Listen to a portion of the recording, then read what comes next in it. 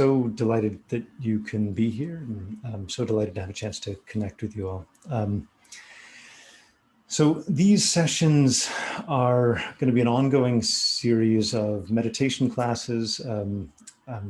It's a delight to have a chance to see all these old friends and co-workers, and it's so for me it's a great honor to have a chance to share this knowledge that I've gained over many years. As many of you know, I was a monk for 15 years and also just have been thinking about this a lot even after I left that life. So these sessions are, I'm entitling them Digital Wisdom. And the reason for that title is I want to highlight that these are oriented towards modern people living in a digital age who are exposed to way too much information, who have probably way too much on our minds.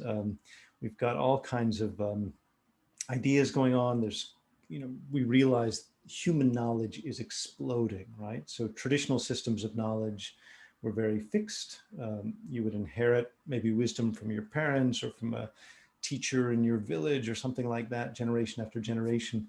But now we have so many cultures mixing with one another, so many different ideas. It's a bit hard for us to figure out how to have wisdom in the modern age. And when I say wisdom, what that means, at least for me, wisdom may sound kind of old-fashioned. We talk about ancient wisdom or like an old wise man or something like that. But in my mind, wisdom is just a special kind of intelligence that's very much like emotional intelligence, but it's an intelligence that allows us to process and experience our world while keeping a peaceful state of mind and acting out of that peaceful state of mind.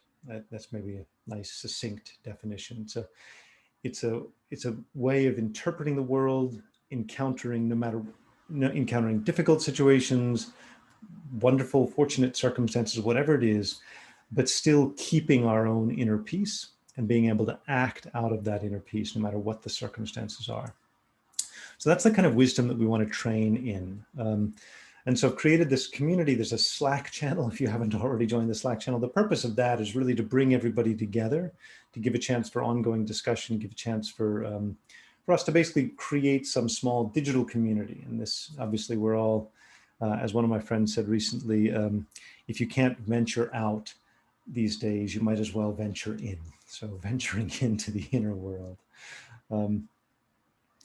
So the format of these sessions, I put out on the website the proposed format for these sessions, where we'll start with just an introductory meditation for 5 minutes or so. And the purpose of this is, especially if you, like me, have just been working all day and we're very busy and a lot of thoughts running around, just to give ourselves some chance for those thoughts to settle.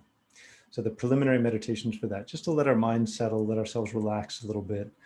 And then I'll give some teaching, maybe 15 minutes or so.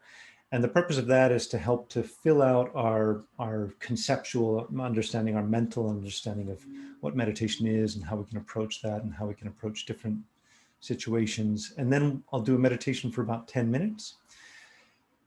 10 minutes, hopefully, is long enough for you to get some feeling for meditation, for the practice, but not so long that your mind starts to rebel and protest. Now, for some people, 10 minutes is going to be too short. For some people, 10 minutes is going to be too long. I'm happy to get your feedback on that, but it seemed like a nice sort of medium-sized number. And then at the end, we'll leave some time for Q&A. Okay. Any questions up front before we do the preliminary meditation?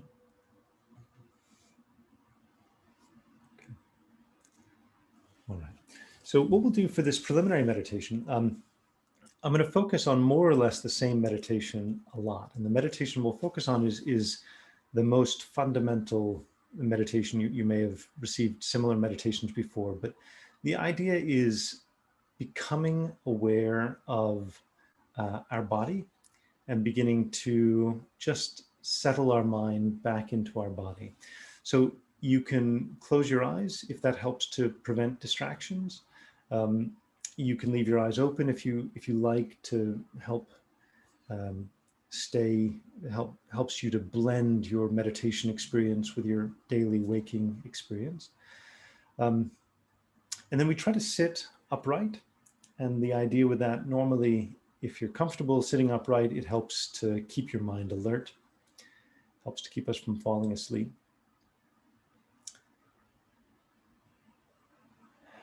And so when we're meditating, we disengage from distractions around us. We stop paying attention to things around us if we can. And instead, we become aware of our body, how we're sitting, what it feels like, what our body feels like when we're sitting down, how our feet feel on the floor, how our hands feel. Maybe our hands are touching each other.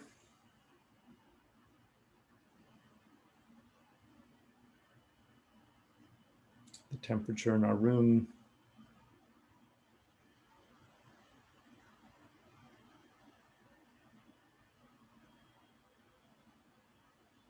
The feeling in our neck and shoulders. Sometimes it can help. We stretch our neck a little bit or stretch our shoulders, helps to relax the tension that we may have been holding.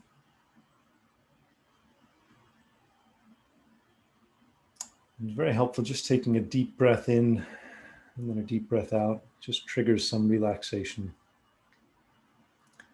Generally, when we breathe out, our body relaxes a little bit or a lot.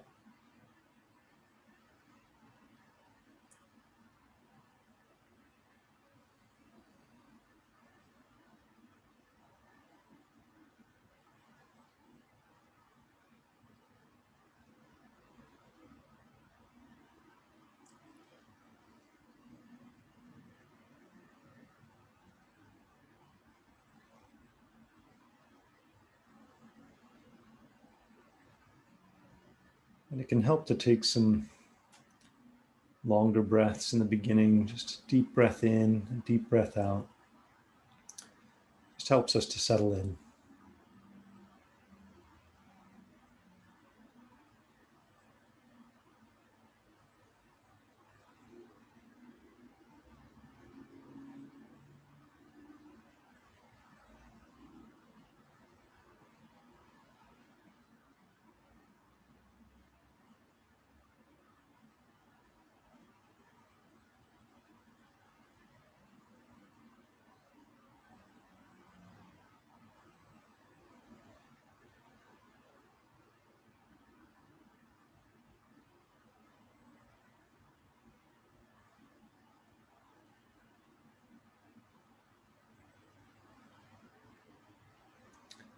And we can try to become aware of more of our body.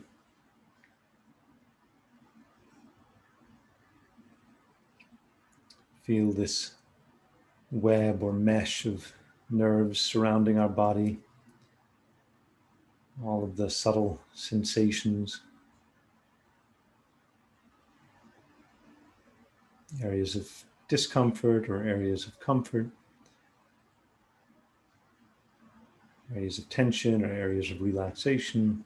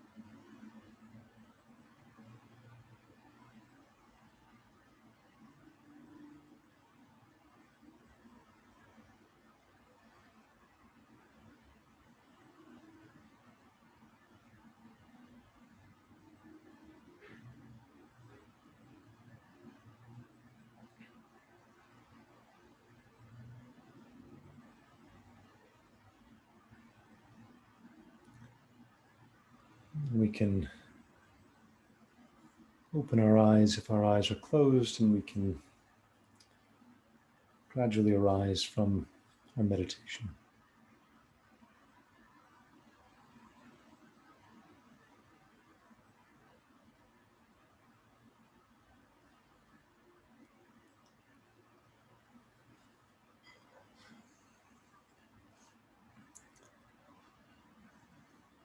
So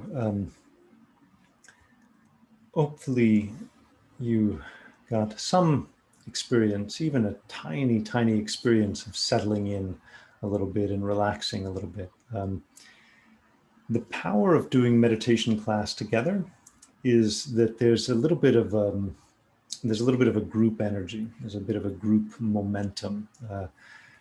So, for example, myself, I've always exercised better in a group. Humans are social animals, right? It sort of helps to follow along.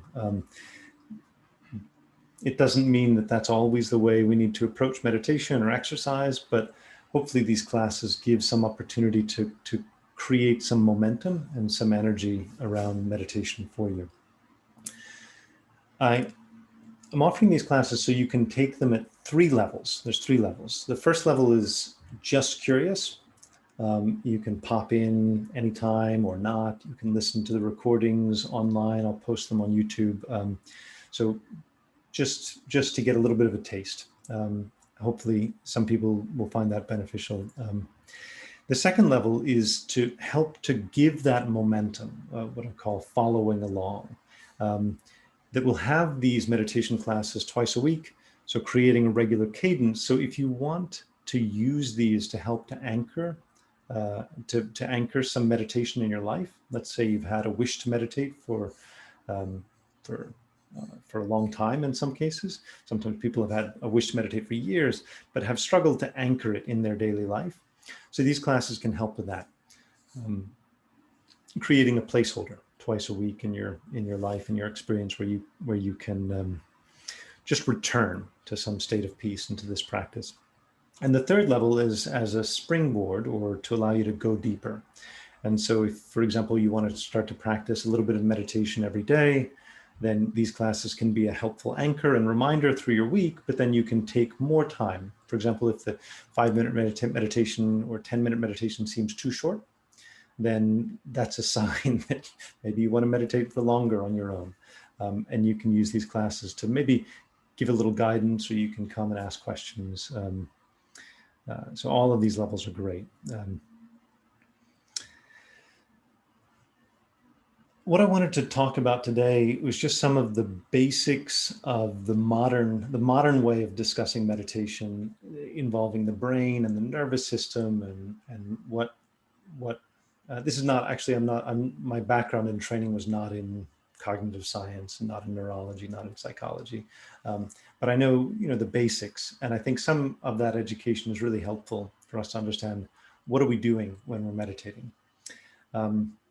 So I want to tell the story of meditation from a modern point of view, from a modern psychological point of view, for a little bit, and then we'll take some more time to go into meditation again as a practice. A friend of mine recently used the phrase to describe humans. He said, "We are storytelling primates." So I've been turning that phrase over in my head repeatedly over the last couple of weeks. We're storytelling primates. And I thought it's a great expression, because it really captures these 2 big aspects of our mind and our experience. The story part, and if you're like me, you probably spend a lot of time, right, in the story part of it, right? There's the stories at work, like there's this deadline, and then there's this project, and then there's this person, and they're like this. All of those are stories, right? So stories include, movies that you watch and so forth, but our mind is full of stories. We're telling ourselves stories all the time. In fact, I'm telling the story now. I'm telling the story of meditation. Everything we do throughout our life, it's all storytelling. If you have something to do with somebody else, you're like, hey, we've got to get this thing done. Let's, can you do your part and I'll do my part? That's a story. You're getting somebody else to participate in that same story. And the story is a deadline, a challenge, a possible solution, a set of stages that you have to go through. So the storytelling is a huge aspect of what we fill our minds with. And these days, we have no shortage of stories, right? Like our ancestors, some fairly modest number of stories. I'm hungry, let's go eat. There's stories you tell around the campfire. These days, you can get on Twitter and every tweet is a story, right? It's all a little idea, right? And there's thousands of them. You can get on Netflix and you can go through, and watch 30-minute stories, hour-long stories, 2-hour-long stories. You can read books. You can, hear from people from different cultures. We're exposed to a phenomenal amount of information, right? And our brains kind of do the best they can to take that in and to stay oriented, but it's overwhelming, right? And it's hard to stay centered in the face of all that information, especially because so much of that information is worrisome. So the stories we see on the news, well,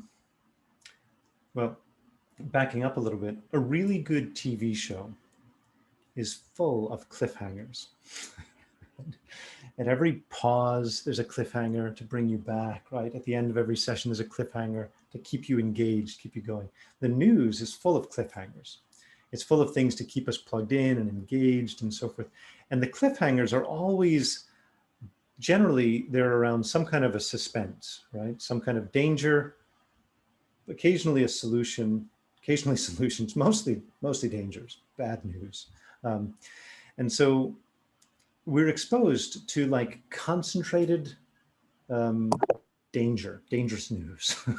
So I'm not saying we shouldn't watch the news, but I'm just saying we have access to information like we've never had before, right? And our brains kind of struggle with that because the other part of our existence, we're storytelling primates. So we're storytelling primates. I almost never think of myself as a primate. I think of myself as a lot of things, right?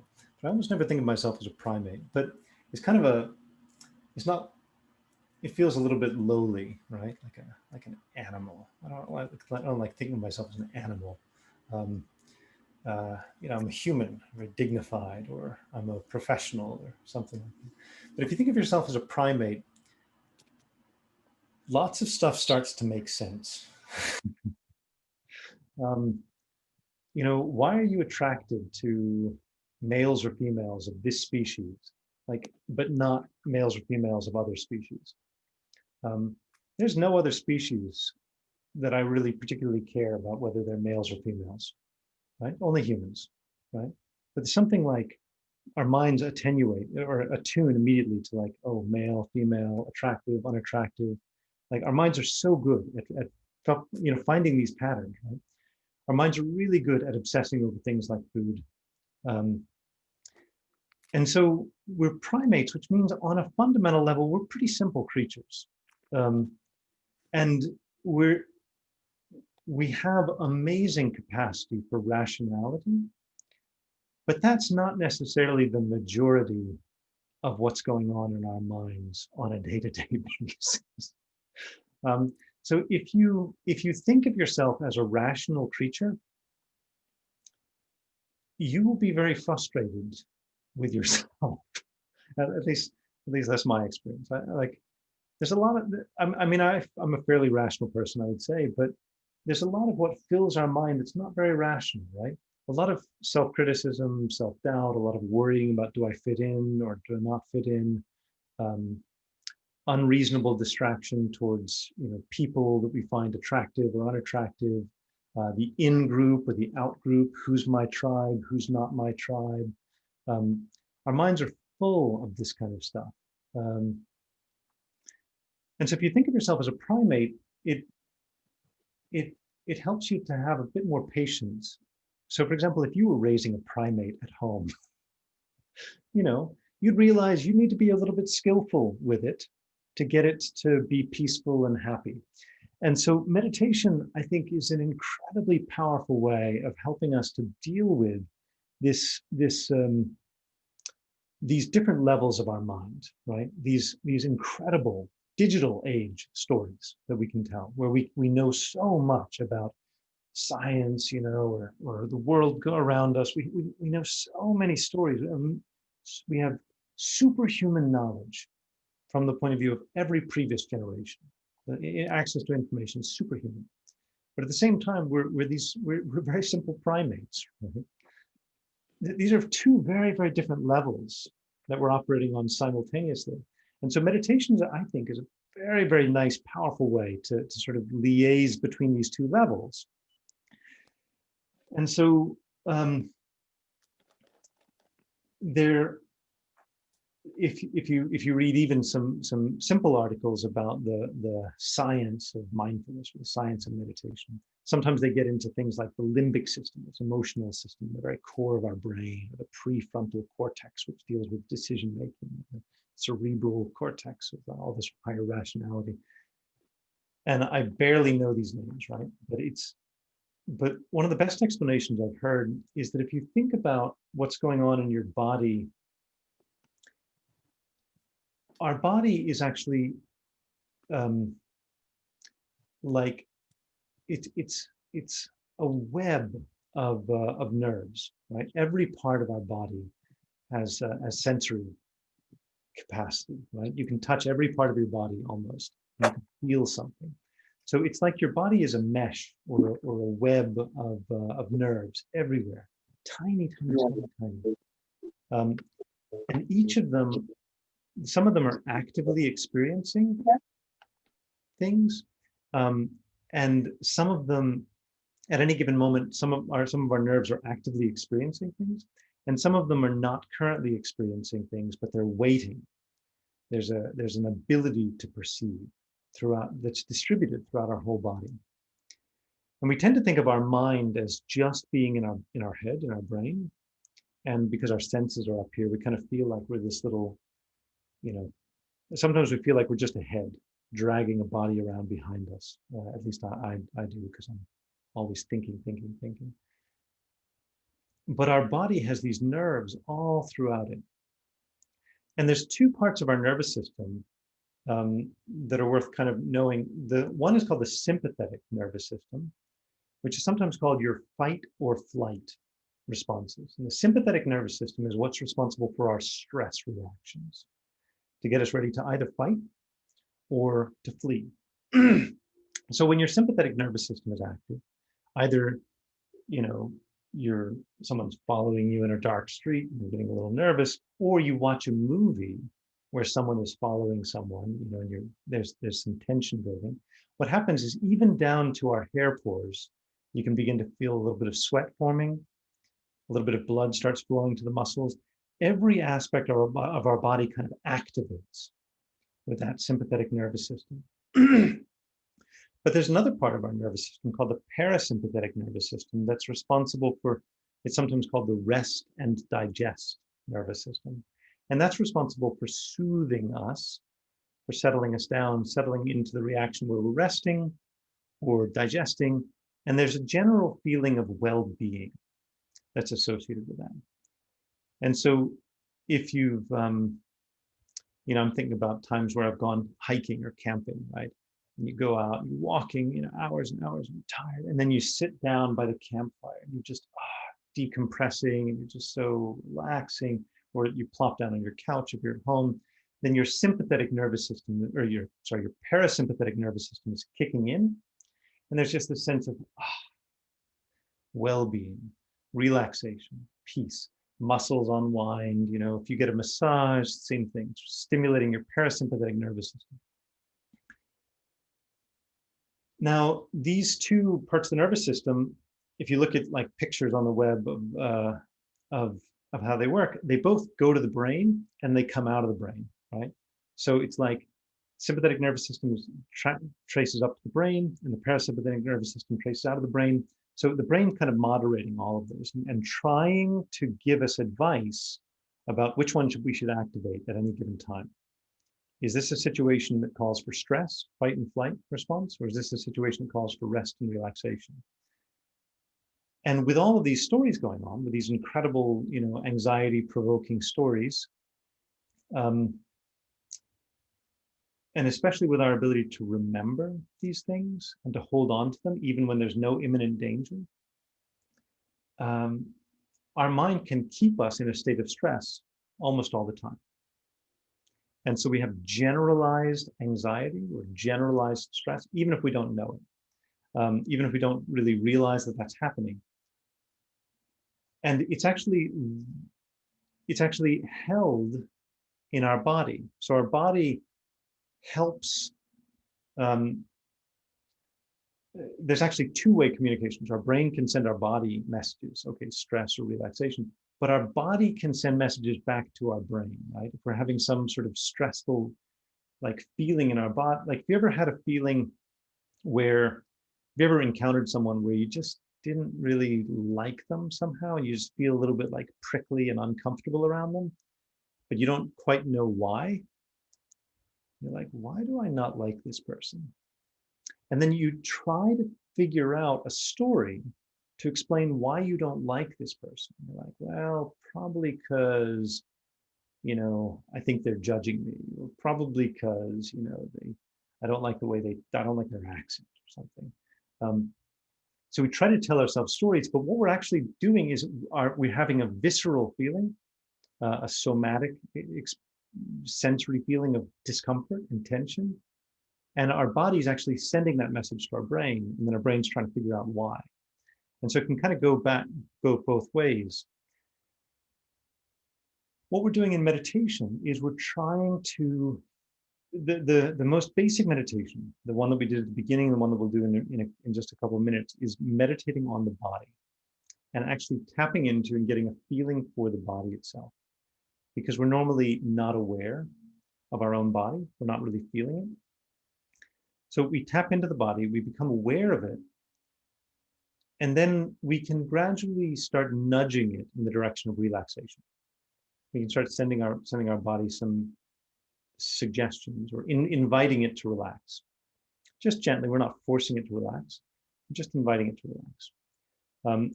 And we can, with our breathing naturally makes our body want to expand and contract. And so if you have some tension in your body, the breathing works against the tension, right? So you can't really breathe fully in a relaxed way if you've got tension in your body. So just as you breathe, it's like massaging. It's like an internal massage for your body that can kind of help to soothe your body. If there's nothing else going on around us that's stressing us out, then just the feeling of our breath can kind of soothe and massage and help to stimulate that sense of peace. And we can gradually become more familiar with our body feeling a sense of well-being, and actually feeling in our body, in our fingertips, in our hands, and throughout our chest, and everywhere else in our body, feeling a generalized sense of well-being. And then we can carry that with us into our daily life, and it helps us to notice when we're starting to get stressed. So right now, if we have generalized stress and anxiety, we may not even notice that our body's tense. But if we get familiar with a relaxed state of body, a feeling of well-being throughout our body, and you notice some stress starting to build up because of an interaction that you're having with someone, it helps you to notice it. Oh, look, I'm feeling pretty tight. My legs are tensing up here. Like, what's going on there? Okay, settle in, relax. And so this is an interaction, an interactive process of bringing our mind into our body, bringing our mind into this sort of web, this network of nerves throughout our body, gradually inviting ourselves to relax, becoming more and more familiar with that state, learning how to hold that, even eventually in very disturbing circumstances. So eventually, no matter what happens around you, you'll be able to stay calm and peaceful. So that's some of the story of meditation from a modern neurological point of view. And then why don't we take a little bit of time to try to get some feeling of that, and then we'll take about 8 minutes now with the time we have, and then we can leave maybe 7 minutes for questions at the end. Is that okay? All right. So again, we can find a comfortable position for our meditation. If you're meditating at home, you want to put all your devices on do not disturb mode. Um, it's nice to clean your room, clean the space around you a little bit so you don't have visual distractions around you. Again, you can meditate with eyes open or closed as you prefer.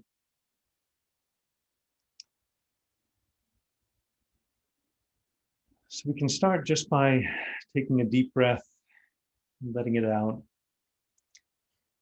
Any tension that we've accumulated, letting some of that fall away.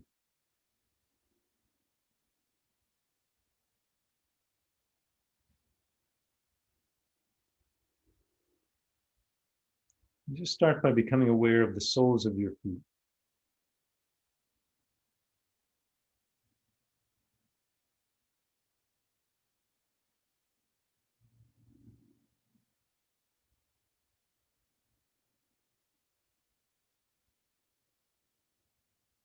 And then up your legs, your calves, knees and thighs.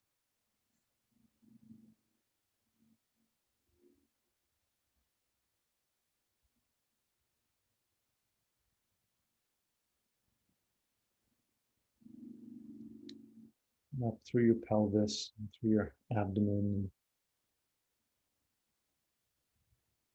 Just noticing whatever feeling there is in our body.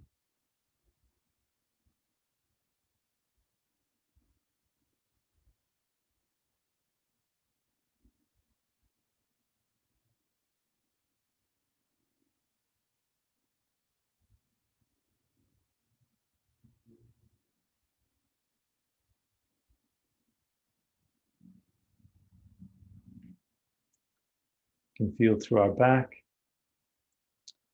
through our shoulders, down our arms and hands, up into our neck and head and face.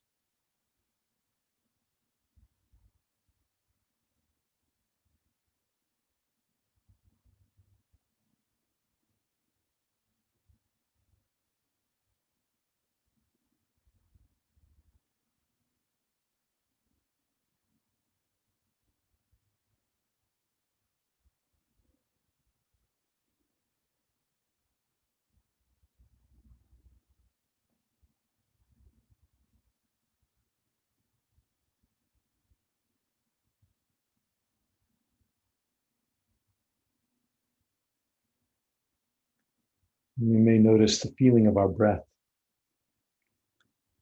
moving.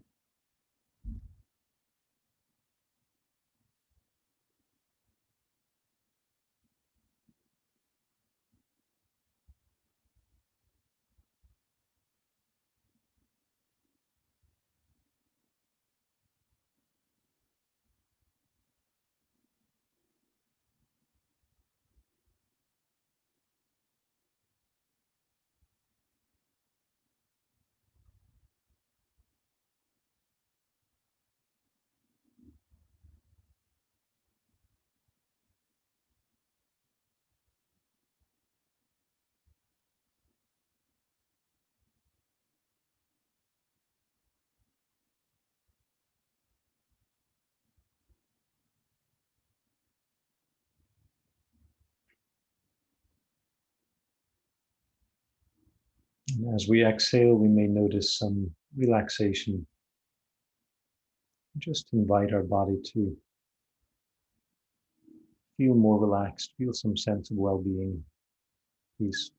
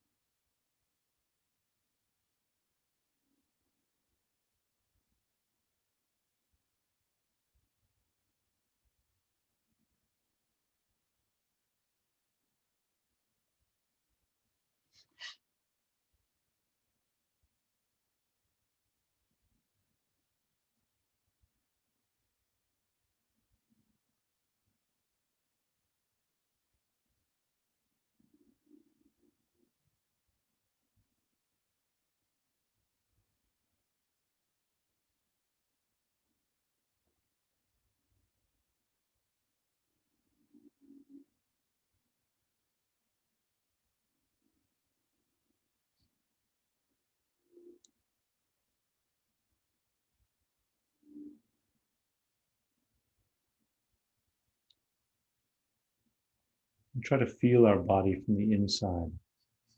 Just feeling that whole web, that whole network, nerves throughout our body. Inviting some sense of relaxation and well-being.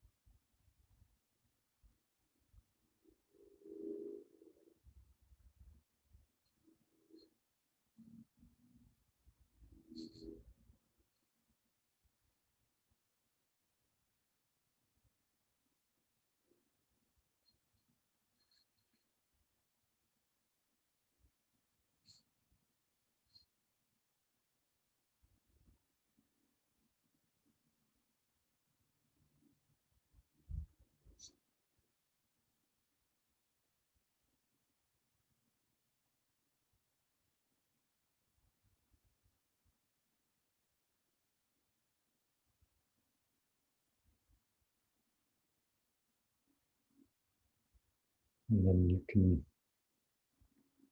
open your eyes and relax your meditation.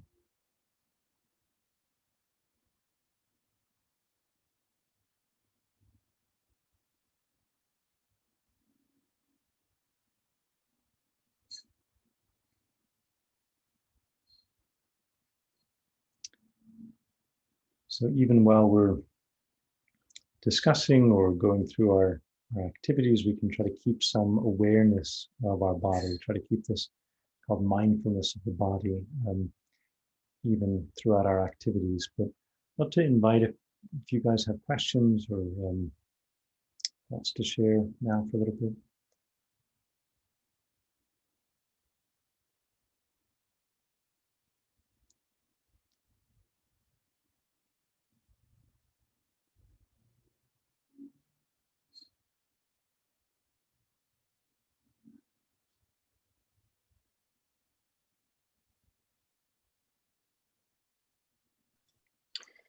I have a question for you, Andrew.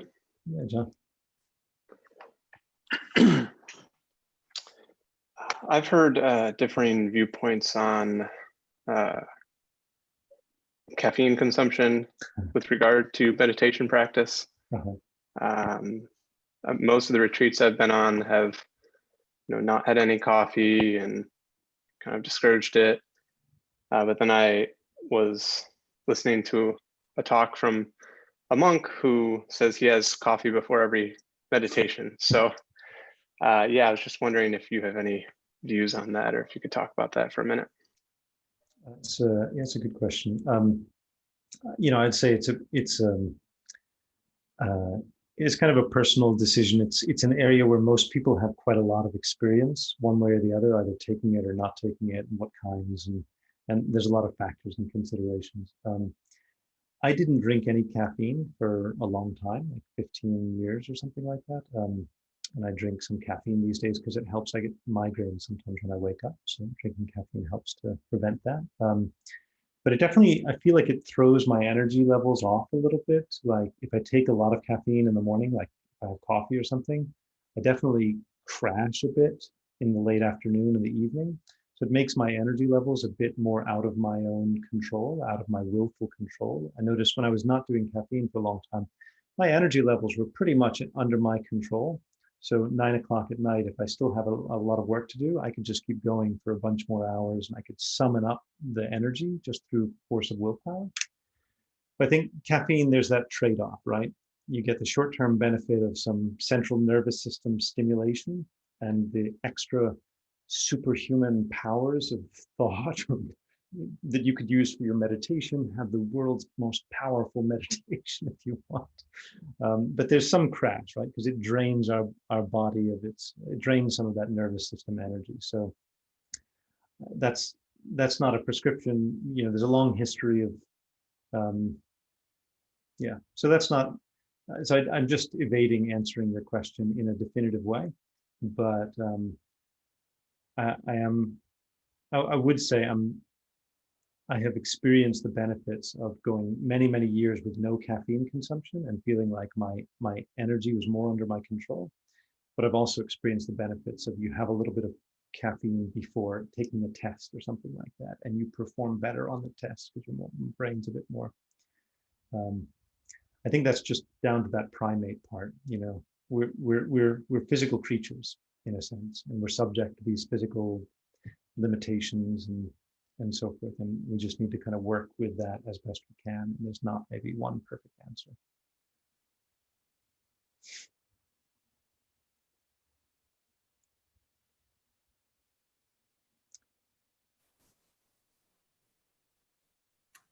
I'd like to ask you a question. Hey, Andy.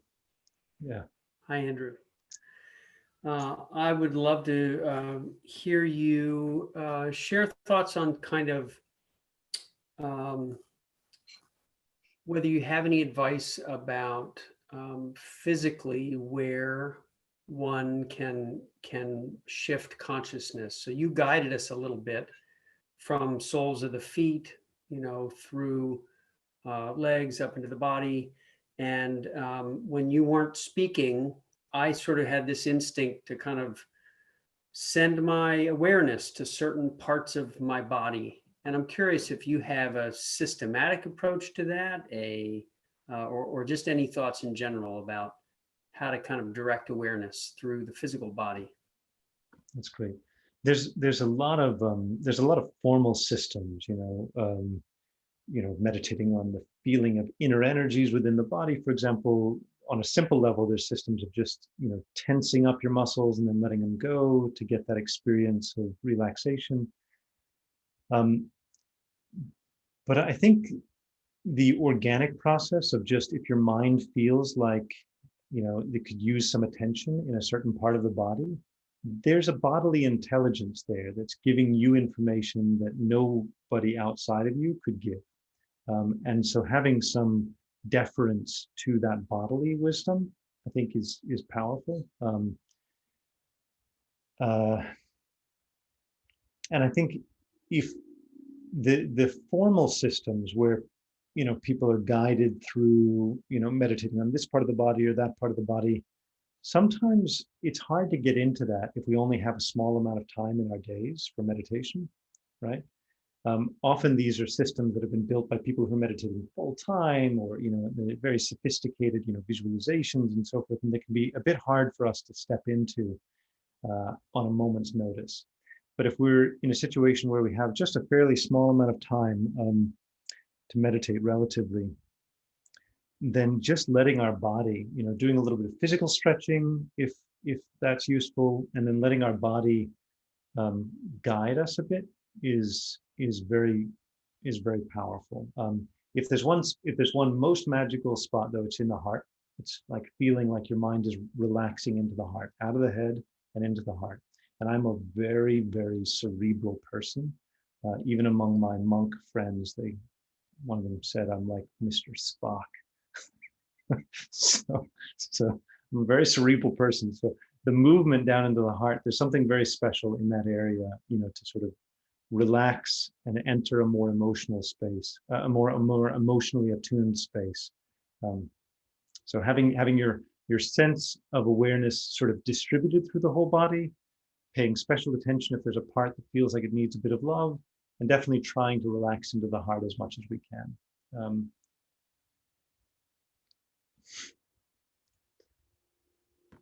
Great, thanks. Yeah. And thank you for the whole meditation today. It's a delight. It's you guys are some, you're already some of the wisest, most lovely people that I've ever met. So you've got a major head start. So it's an honor that you've decided to spend time here. I want to try to keep these sessions to the 45 minutes that I'd promised, so that people believe that it is the length that it is. So I'll wind up now, but feel free to send any feedback or questions in the Slack chat, and I'm going to throw out a poll afterwards, just asking people why they came to the classes and what they're hoping to get out of it. Thank you, guys. Thank you so much. Thanks, Andrew. Thank you, Andrew. Good night. Thank you.